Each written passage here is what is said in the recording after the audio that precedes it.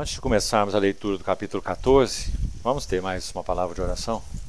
Querido Pai Celestial, obrigado porque temos experimentado o significado do acolhimento tão profundo e doce do Senhor aos nossos corações.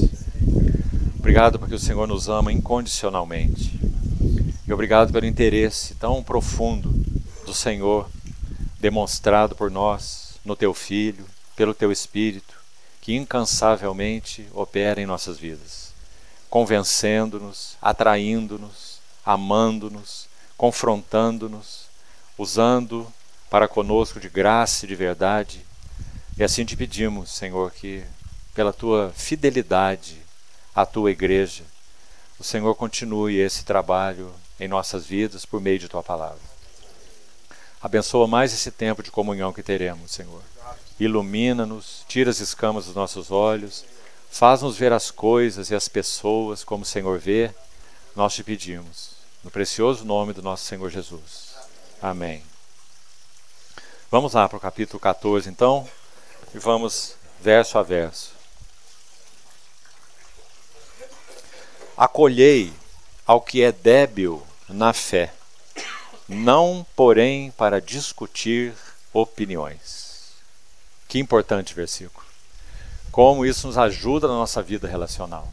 Irmãos, em nada nós chegamos em termos de edificação quando nós nos encontramos ou de alguma maneira surge numa roda as divergências de opiniões. Eu acho, eu não acho, eu penso, eu não penso.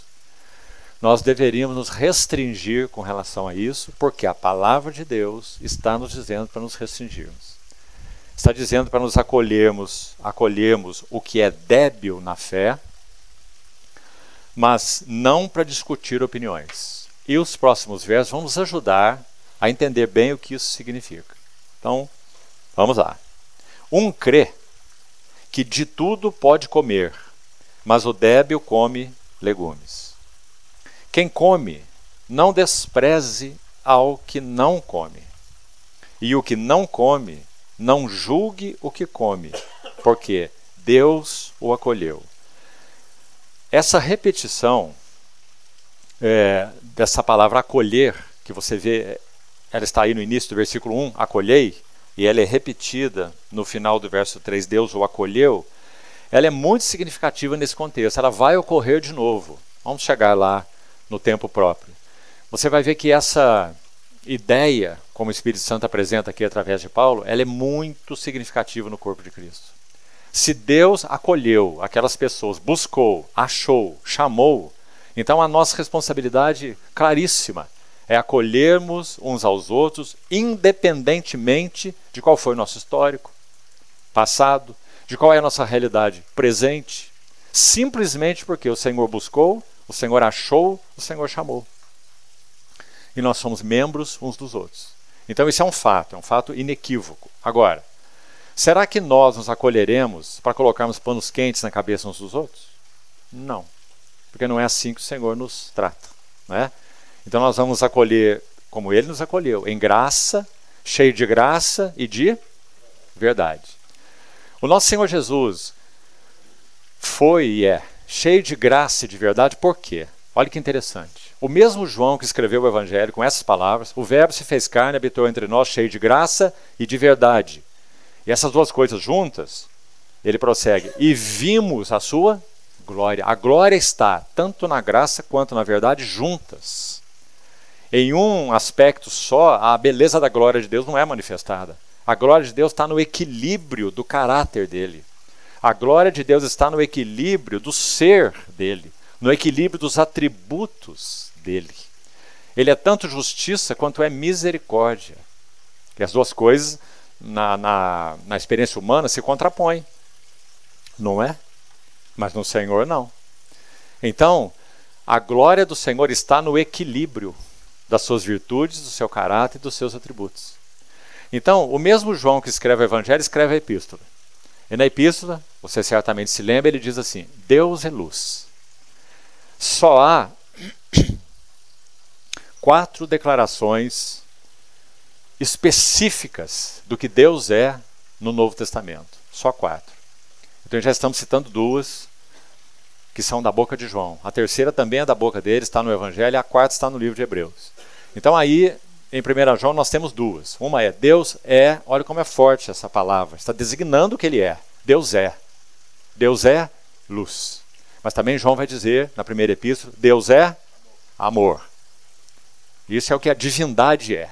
Agora, vamos pensar aqui, olha. O verbo se faz carne e habita entre nós, cheio de graça e de verdade. Então podemos dizer assim, olha, verdade é a encarnação da luz. E graça é a encarnação do amor. Por que o Senhor Jesus é cheio? Ele é Deus, certo? Ele é Deus. É o Deus que se fez carne, Emmanuel, Deus conosco. Por que ele é cheio de graça? Porque Deus é amor.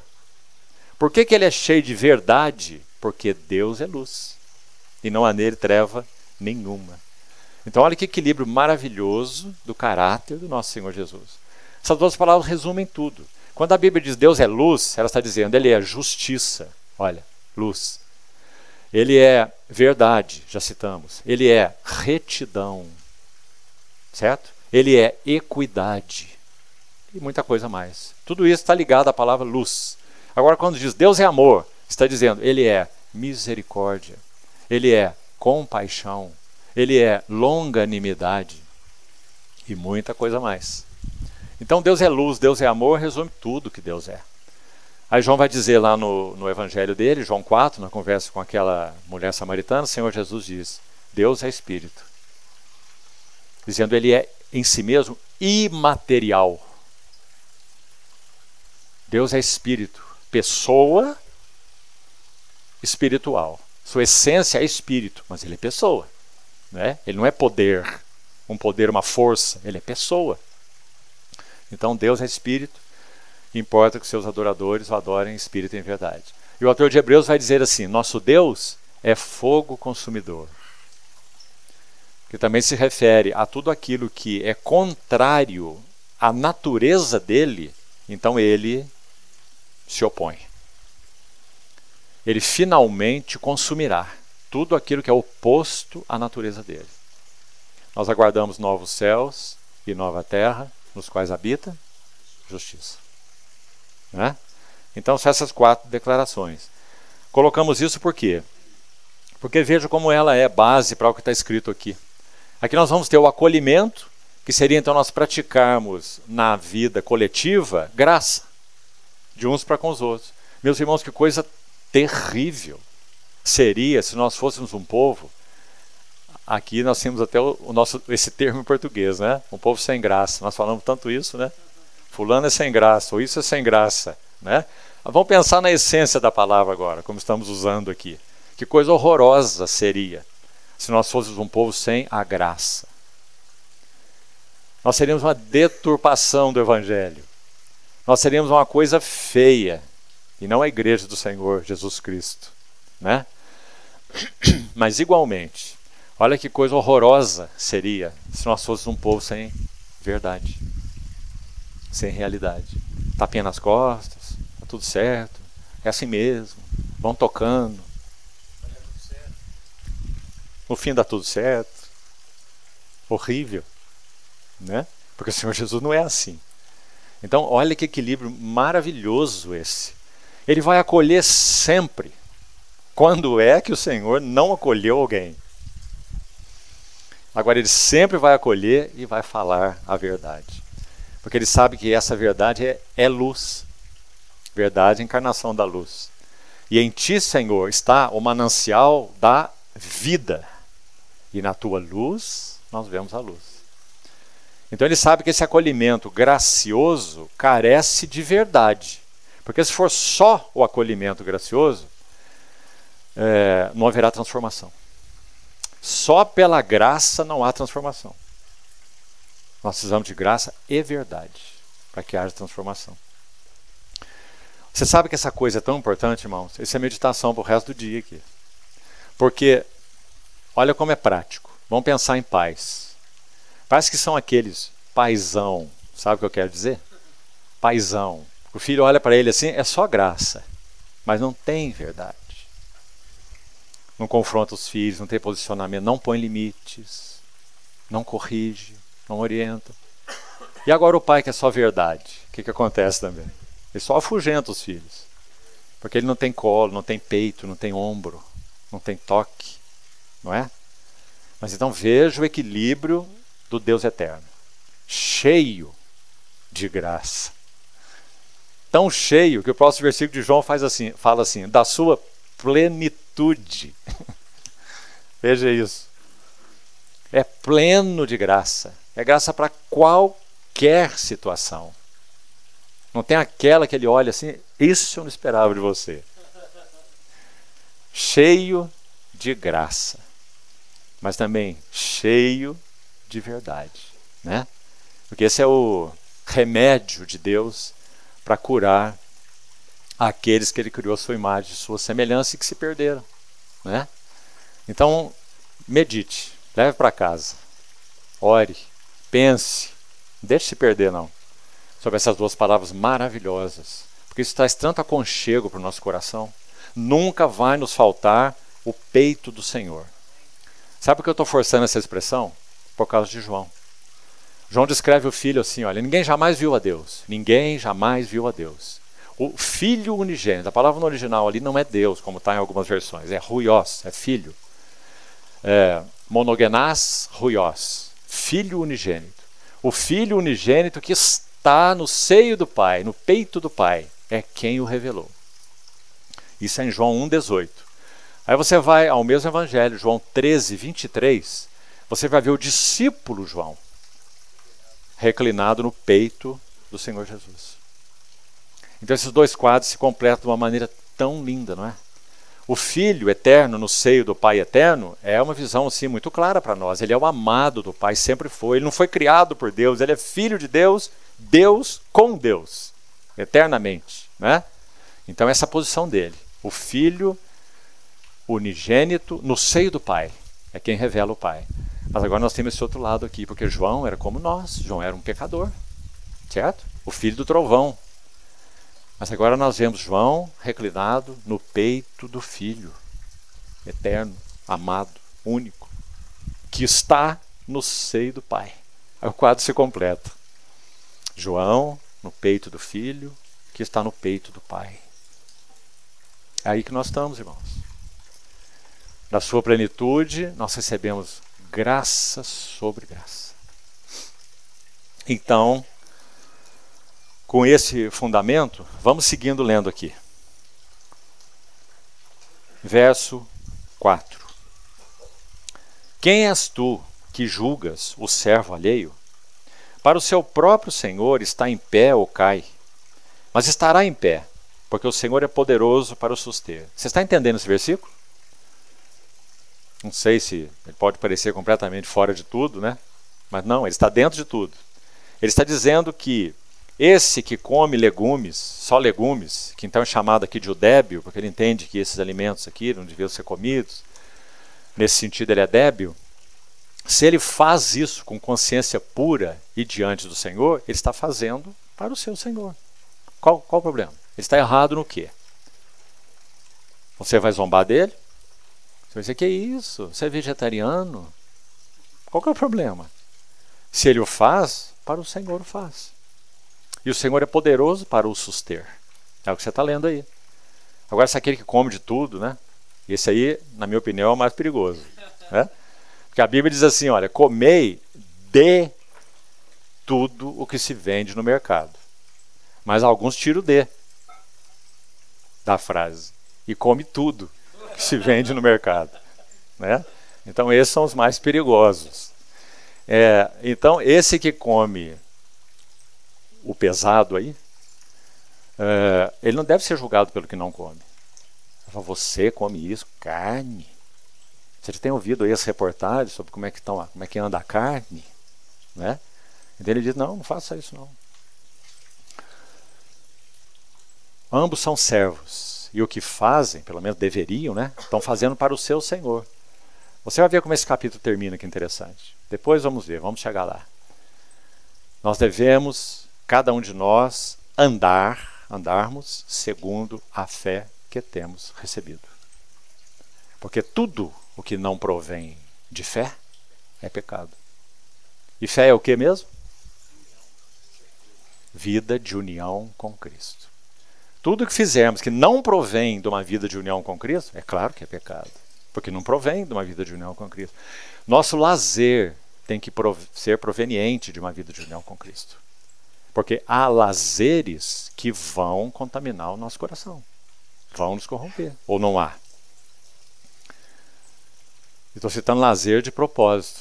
Porque às vezes pensamos sobre vida de fé e achamos que toca só, digamos, as coisas espirituais, como pensamos, né?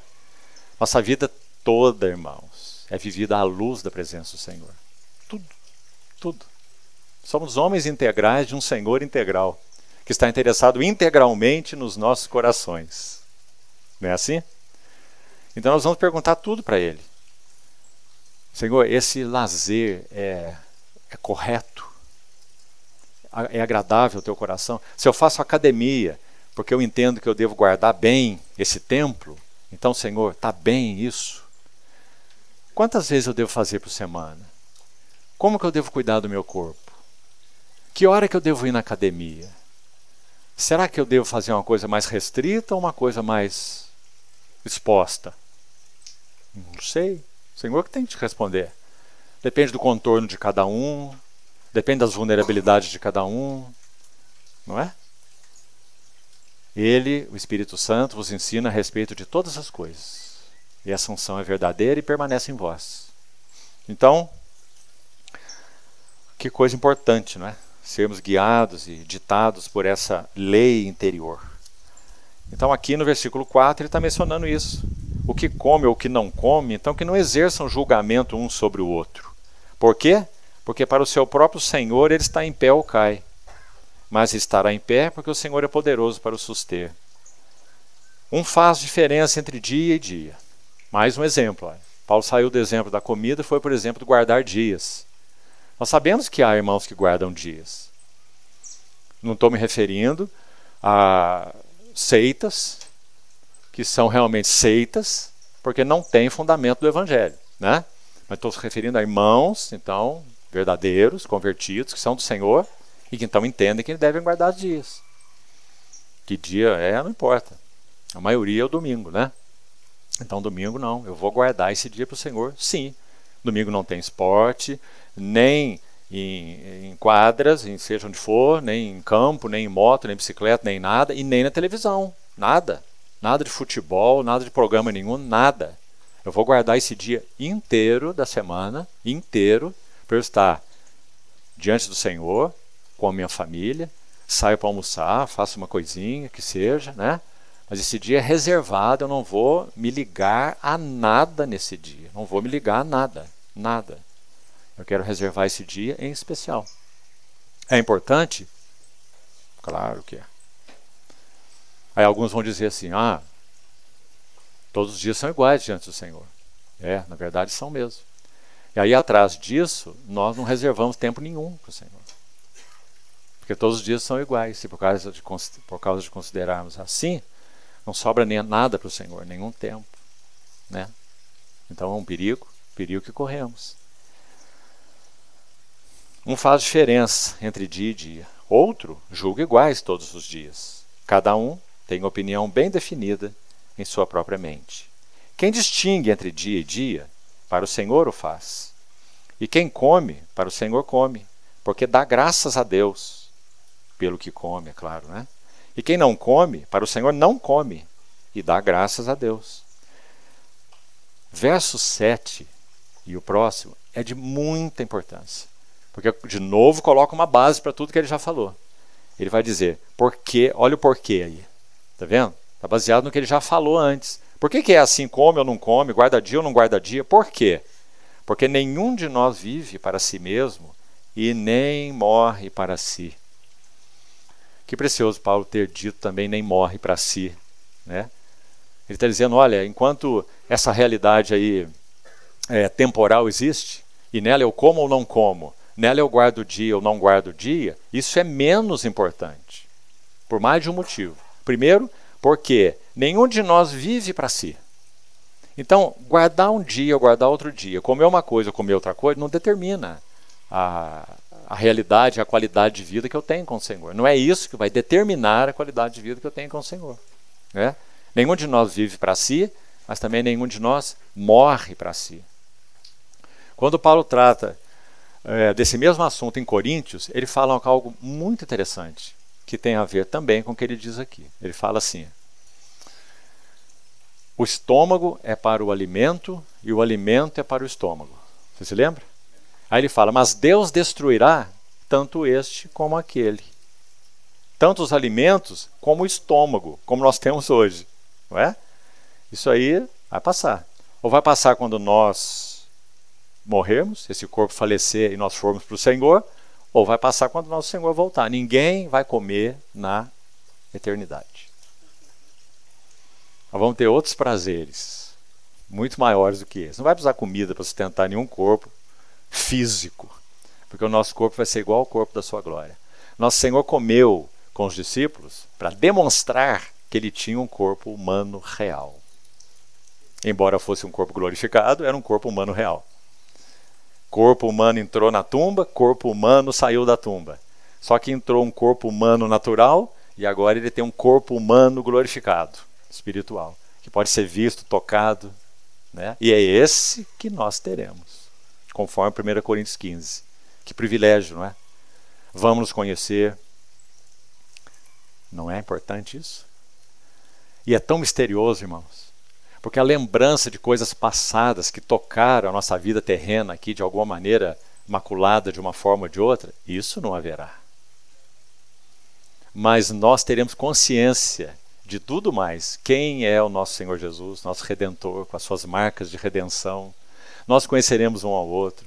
Me lembro que uma vez um jovem fez uma pergunta para um irmão e disse assim: será que nós vamos nos encontrar quando estivermos nessa realidade eterna e vamos realmente reconhecer uns aos outros? Como vai ser isso? Como vão ser esses relacionamentos? E o irmão respondeu assim: irmão, eu não sei te dizer bem, porque a Bíblia não diz exatamente como será. Mas de uma coisa eu estou certo: nós não seremos lá mais ignorantes do que nós somos aqui. Porque 1 Coríntios 13 diz assim: então conheceremos como também somos conhecidos, quando vier o que é perfeito. Não é? Então, certamente, nós nos conheceremos, saberemos quem somos, nome por nome. Nós vamos saber quem é o Paulo, o Pedro, o Tiago, o João. Vamos conhecer o Spurgeon, o George Whitefield, o John Wesley. Vai ser uma multidão maravilhosa, você não acha? Uma companhia só. E não haverá nem morte, nem luto, nem dor, nem pecado, nem tentação, nem aflição, nem angústia. Porque as primeiras coisas passaram. Irmãos, nem nos nossos melhores sonhos nós podemos imaginar uma coisa dessa. É só porque a Bíblia garante que vai ser assim. E nós estamos aguardando isso, não é? Nós nunca mais vamos ofender o Senhor. Nunca mais vamos entristecer o Espírito Santo. Apocalipse diz assim: eis o tabernáculo de Deus com os homens. Deus habitará com eles. E eles serão povo de Deus. Eles enxugará dos olhos toda lágrima. A morte, o rei dos terrores, já não existirá. Diz o texto, não é? E não haverá nem luto, nem pranto, nem dor, porque as primeiras coisas passaram. Regozijai-vos na esperança. Consolai-vos uns aos outros com essas palavras. Graças a Deus, meus amados irmãos, hoje nós estamos vivendo um campo de treinamento para isso. Deus está nos treinando para uma vida eterna de comunhão com Ele e uns com os outros. Precisamos aprender o máximo enquanto nós estivermos aqui. O máximo de comunhão com Ele, o máximo de comunhão uns com os outros. Porque é isso que nós viveremos por uma eternidade sem fim. E só não será monótona por um motivo. O motivo é claro, né? É porque o centro dessa realidade vindoura, como Apocalipse descreve, será o Cordeiro. A glória de Deus iluminará essa cidade nupcial, como João descreve no Apocalipse, uma cidade nupcial, uma cidade que é uma noiva ao mesmo tempo. A glória de Deus a iluminou e o Cordeiro é a sua lâmpada. E esse Cordeiro é alguém que tem riquezas inesgotáveis, insondáveis. E nós, criaturas finitas, limitadas, mesmo com corpos glorificados, continuaremos sendo o que somos no sentido de seres criados. Não somos como Deus. Deus é incriado, né? Nós fomos criados. Toda criatura é limitada, é claro, né? É lógico. Então, o mar não cabe em um copo. Então nós teremos toda a eternidade para irmos descobrindo mais riqueza, mais beleza, mais doçura do nosso Senhor Jesus Cristo. Apocalipse 22 diz isso. Os seus servos o servirão e contemplarão a sua face. E nas suas frontes estará escrito o nome dele. Identificação com ele. Então, conhecendo. A vida eterna é esta: que te conheça, a ti, o único Deus verdadeiro, e a Jesus Cristo, a quem enviaste. É isso que nós estamos fazendo agora, desde que o dia em que nascemos de novo, e é isso que continuaremos fazendo por toda a eternidade. Sabe como isso vai se refletir em nós?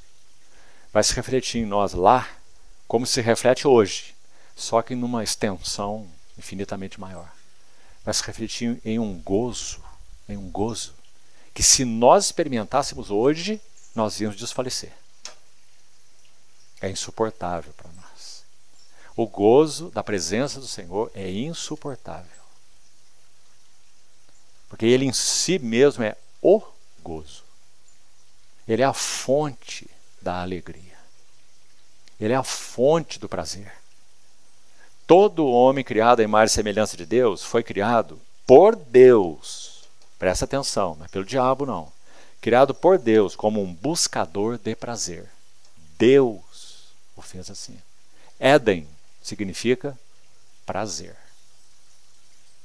A questão é que, entrando o pecado pela desobediência, a busca do prazer, ela se deteriorou. Então agora esse prazer que Deus colocou no homem para que ele seja a mola mestra que move o coração do homem e da mulher, da humanidade, é prazer, com P maiúsculo. Só o pecado entrou, então agora a busca de prazer é infinita. Em coisas, em pessoas, em bens, em status, em poder, em fama, etc. Em drogas. Mas o motivo é o mesmo. Busca de prazer. E é absolutamente correto. Porque Deus criou o homem para o máximo do prazer. Mas onde está o máximo do prazer? Salmo 43, o salmista diz assim. Salmo 42 e 43 andam juntos. 42 diz: como a corça suspira pelas correntes das águas. Assim por ti, ó Deus, suspira minha alma. A minha alma tem sede de Deus, do Deus vivo. Olha, próximo verso. Quando irei e me verei perante a face de Deus? A pergunta dele. Porque ele é a fonte do prazer. Aí ele segue o salmo e, em continuidade, entra no 43. No 43 ele vai dizer assim: envia a tua luz e a tua verdade. Olha aí, de novo elas. Luz, verdade. Envia a tua luz e a tua verdade para que me guiem. Está meio de lado aqui por causa do vento. Envia a tua luz e tua verdade para que me guiem e me levem ao teu santo monte e aos teus tabernáculos. Agora ouça. Então eu irei ao altar de Deus que é a minha grande alegria. Só Ele é a grande alegria. Nada mais é a grande alegria. Nem aquelas coisas mais abençoadas que nós temos. Sem dúvida é família, né? Sem dúvida é família. É esposa, filhos, nossos irmãos. Não se comparam. Porque são reflexos, pálidos, inclusive. Por mais que desfrutemos a gostosura disso. E é muito bom mesmo, né? Tem alguma coisa melhor que família nessa terra? Debaixo da ordem de Deus? Não, não tem. Mas é só um reflexozinho pálido do que Deus é em si mesmo. Prazer. Então, meus irmãos, quanto mais nós avançarmos nesse conhecimento de Deus na eternidade, porque é isso que faremos, como já falamos, mais nós estaremos sendo enchidos. Minha convicção pessoal é que a nossa medida, capacidade espiritual, ela será alargada progressivamente na eternidade. Por quê? Porque o Senhor se dará a conhecer a nós desimpedidamente agora, esse ambiente celestial eterno, né? Sem intrusos, sem inimigos, sem perturbadores, nem de dentro e nem de fora. Então, Ele se dará mais a conhecer a nós. E é claro que a nossa medida vai ser ampliada. Nós iremos assimilar aquilo que dele está sendo conhecido por nós. Então, a nossa realidade eterna não será estática. A nossa realidade eterna será dinâmica. Porque se fosse estática seria terrível.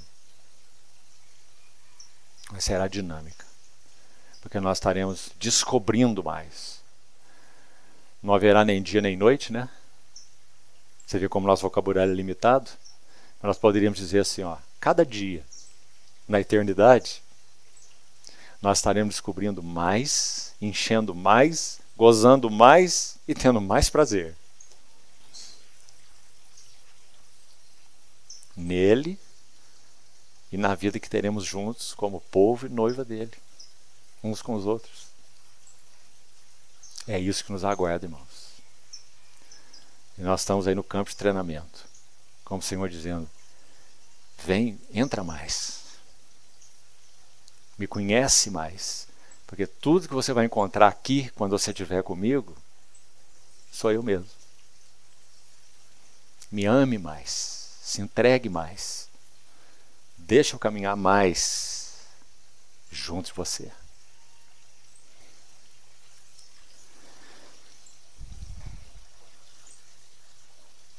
Porque nenhum de nós vive para si mesmo e nem morre para si.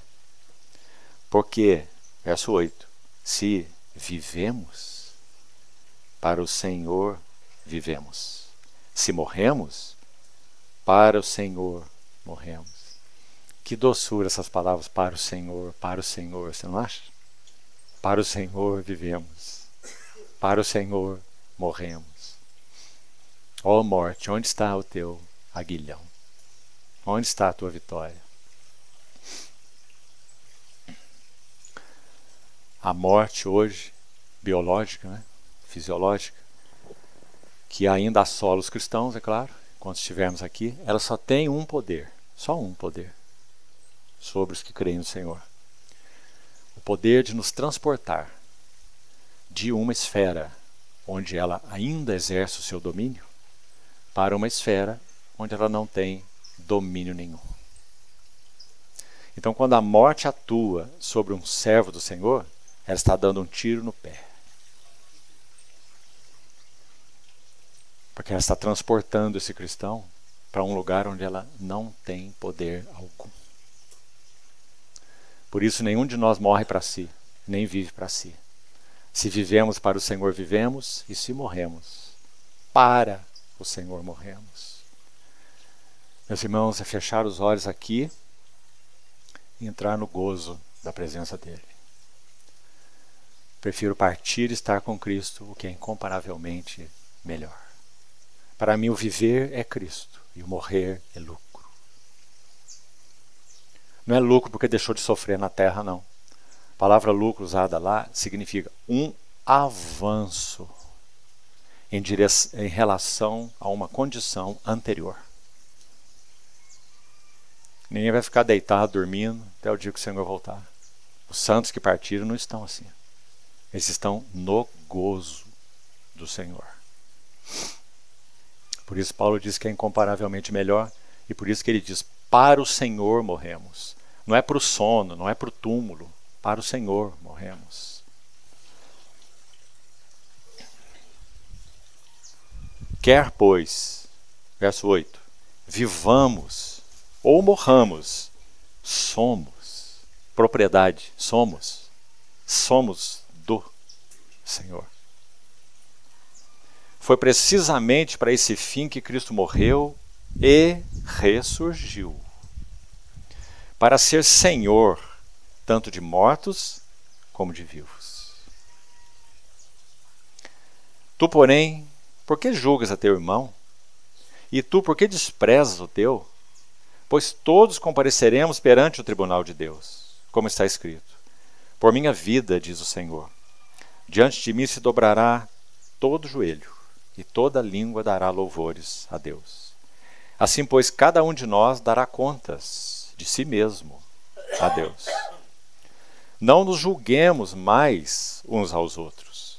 Pelo contrário, tomai o propósito, tomai a decisão, a resolução de não pôr de tropeço ou escândalo ao vosso irmão.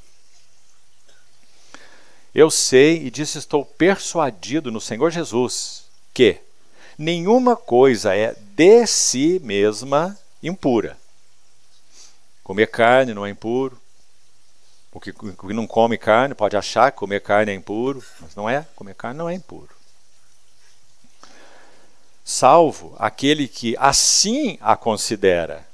Para esse é impura.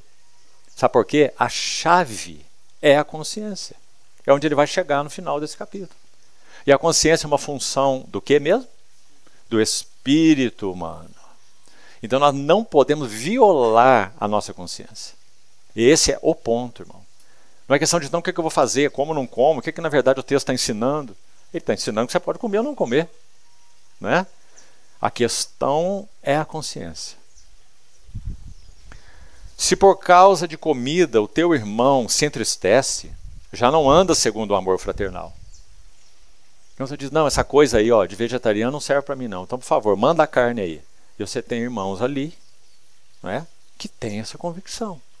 Se eles estão também livres com relação a outros praticarem isso diante deles, tá bom, amém. Se você sabe disso, amém. Agora, se não, o que você quer fazer? Você quer mostrar que você é mais sábio, que você tem mais conhecimento, né? Então você vai comer carne e violar a consciência dele? Então aí Paulo vai dizer, você está ofendendo o Espírito Santo. Porque você não está andando segundo o amor fraternal. Você está andando segundo aquilo que você pode fazer, porque você é maduro, você tem uma fé elevada, você sabe que isso aí não significa nada, comida é só comida, né? Mas está golpeando, a palavra que é usada aí, a consciência fraca daquele irmão que diz, não, isso não deve ser feito. Vamos pensar no sangue. Sangue, um elemento mais ainda nevrálgico nesse assunto, né? Como nós chamamos aí o chouriço, né? Que é feito com sangue. Há muitos irmãos que se escandalizam quando chouriço é comido, porque é comer sangue. E a Bíblia tem algumas restrições em relação a isso. Na igreja primitiva foi endossado que esses gentios que se convertiam não deveriam comer sangue, para não trazer problema de consciência com os cristãos judeus que não comiam sangue. Lembra disso no livro de Atos? Então, o que vamos fazer? Vamos andar segundo o amor fraternal. Você comeu chouriço lá na sua casa sozinho, ótimo, desfrute dele. Mas não golpeie a consciência de nenhum irmão. Publicamente. por causa da tua comida, não faças perecer aquele a favor de quem Cristo morreu. No sentido aqui é de se escandalizar, né? Como vimos. Não seja, pois, vituperado o vosso bem, desconsiderado, né? Ou até caluniado o vosso bem. Porque, olha que verso importante, verso 17, verso chave nesse capítulo também. Porque o reino de Deus não é comida, não é comida, não é bebida, mas justiça, que aqui tem, como em outros versículos também, então você tem que ver o contexto, essa palavra justiça, né, muito recorrente, aqui ela tem a conotação de santidade, e em muitos textos mais. Você vai ver essa palavra justiça, transmitindo a ideia clara de santidade. Então, o reino de Deus não é comida nem bebida, mas justiça e paz. Está vendo? Não é questão de julgar um ao outro, desprezar um ao outro, mas de paz e alegria no Espírito Santo. Aquele que deste modo serve a Cristo é agradável a Deus e aprovado pelos homens. Assim, pois, seguimos as coisas da paz e também as da edificação de uns para com os outros. Outro verso muito importante. Sempre, irmãos, na vida coletiva da igreja, nós devemos nos pautar por esses dois elementos aqui, que estão descritos. Não estão aí aleatoriamente. Buscamos as coisas da paz, viver em paz uns com os outros. Viver em paz, meus irmãos, é marca de que nós estamos avançando com o Senhor. Por isso que diz, é agradável ao Senhor. Sabe por quê? Tudo que provém, nessa ordem, olha, do inimigo, do mundo, da carne e do pecado, é absolutamente contrário à paz. Sempre. Por isso o Senhor disse no chamado Sermão do Monte, bem-aventurados os pacificadores, porque serão chamados filhos de Deus. Então a paz é um elemento que designa a qualidade de uma Assembleia do Senhor. Se os irmãos vivem em paz, isso é bendito aos olhos do Senhor. Há entre vós ciúmes e contendas, Paulo escreveu para os Coríntios. Claro que não havia paz. Havia disputa em todos os níveis, não é? Agora, e a pergunta? Como vamos alcançar a paz? Não é? Nossos corações precisam ser expostos diante do Senhor. Senhor, o que há em mim que é contencioso? O que há em mim que está sendo manifesto aí, que está perturbando de alguma maneira as minhas relações no corpo de Cristo? Será que eu estou buscando algo equivocado, Senhor? Me fala, me ajuda. Então, paz, irmãos, é marca do povo de Deus. Você sabe que a bandeira que o mundo levanta, você sabe, é a bandeira branca de paz. E não tem paz em lugar nenhum. Só conflitos, guerras, discórdias, problema e confusão e disputas. Mas a bandeira é a bandeira da paz, não é? Só há paz na Assembleia do Senhor. Então seguimos. A ideia aqui, a palavra é perseguimos. Perseguir. Como se vai caçar um animal. Perseguimos as coisas da paz. Mas também perseguimos as coisas da edificação. Por isso Paulo vai dizer, seja tudo feito para a edificação. Escrevendo aos Coríntios, né? Com tantos problemas nesse assunto. Então não faça nada que não seja para edificação. Fique quieto quanto for necessário. Não se mova. Porque quando você falar ou mover, que você se mova perseguindo a paz. E fale perseguindo a paz. Se mova perseguindo a edificação. E fale perseguindo a edificação. Senão, não se mova e não fale. Tão importante, irmãos. Só o Senhor pode nos ajudar nisso, né? Nós somos falantes, nós somos atabalhoados, nós somos complicados. Sei lá o que nós queremos ser exatamente. Acho que o centro da roda, né? O Senhor nos guarde dessas coisas.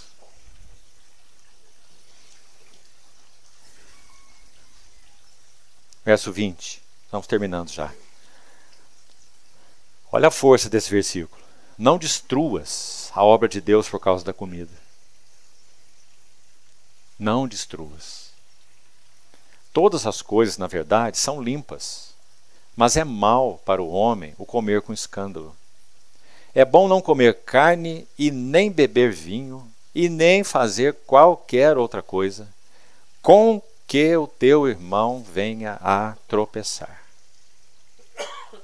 ou se ofender, ou se enfraquecer.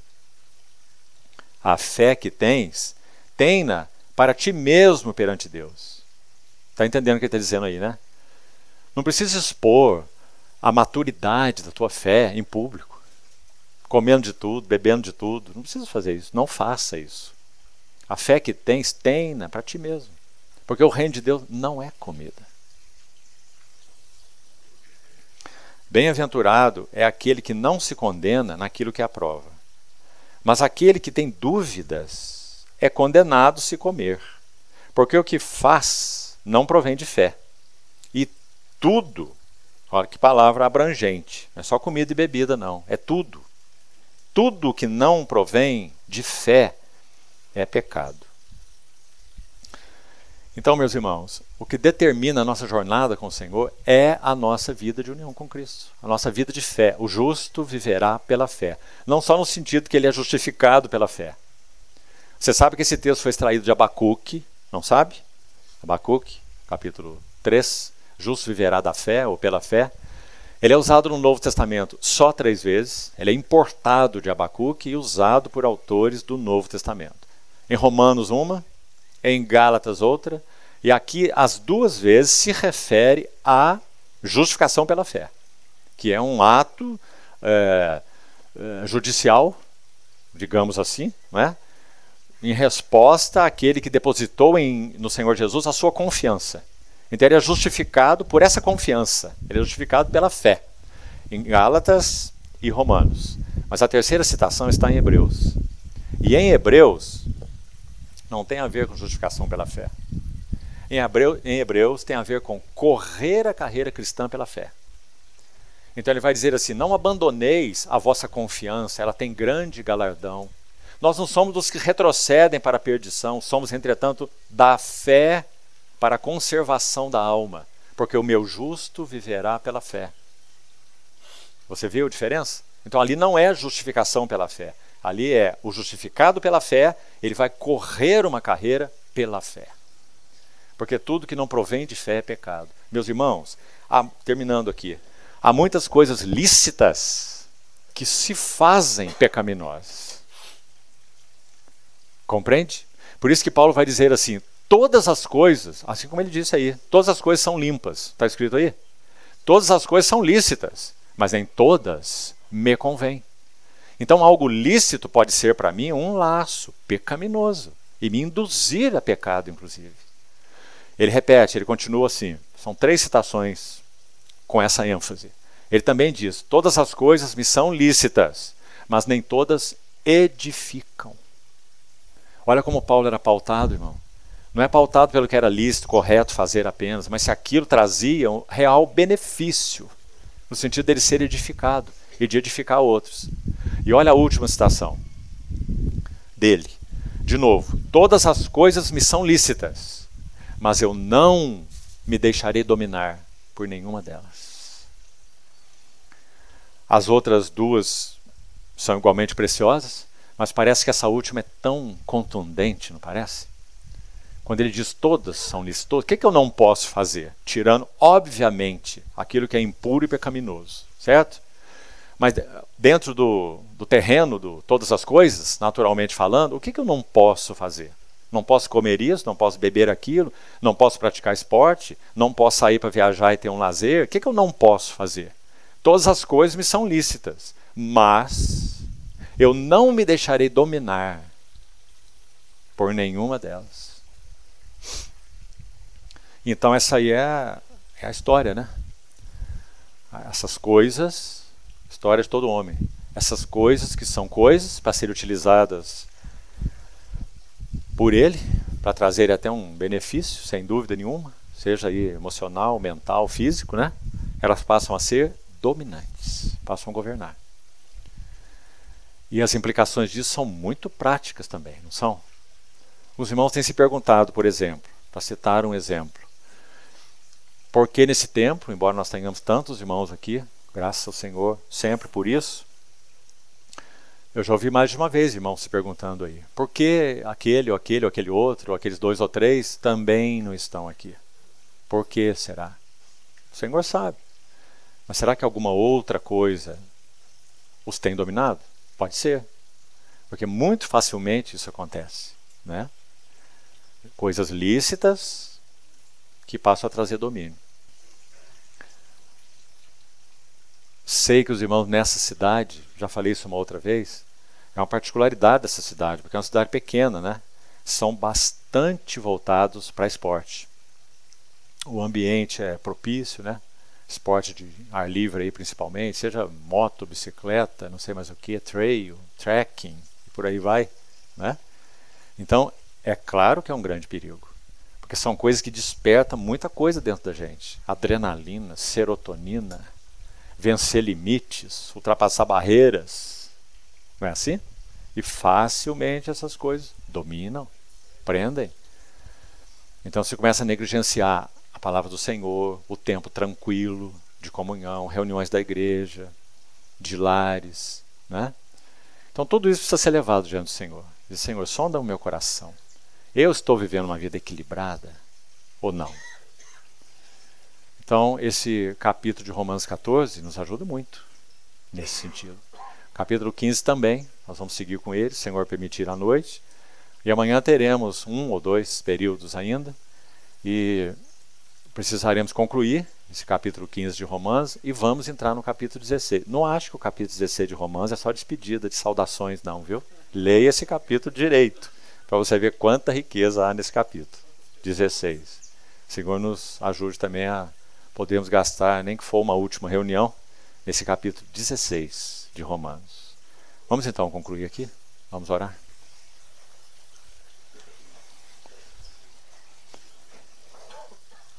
Senhor amado, mais uma vez depositamos diante do Senhor tudo que lemos e tudo que falamos, para que o Teu Espírito Santo, na sua soberania e bondade, faça o seu trabalho em nós, confirmando, testificando, ensinando, interpretando, aplicando aquilo que o Senhor quis nos dar pessoalmente e também coletivamente nesse tempo de comunhão. Segue conosco, Senhor, com Tua doce presença. Abençoa o nosso tempo de comunhão agora no almoço. Fica conosco e prossegue encontrando caminho nos nossos corações, Senhor. Nós te pedimos, no Teu precioso nome.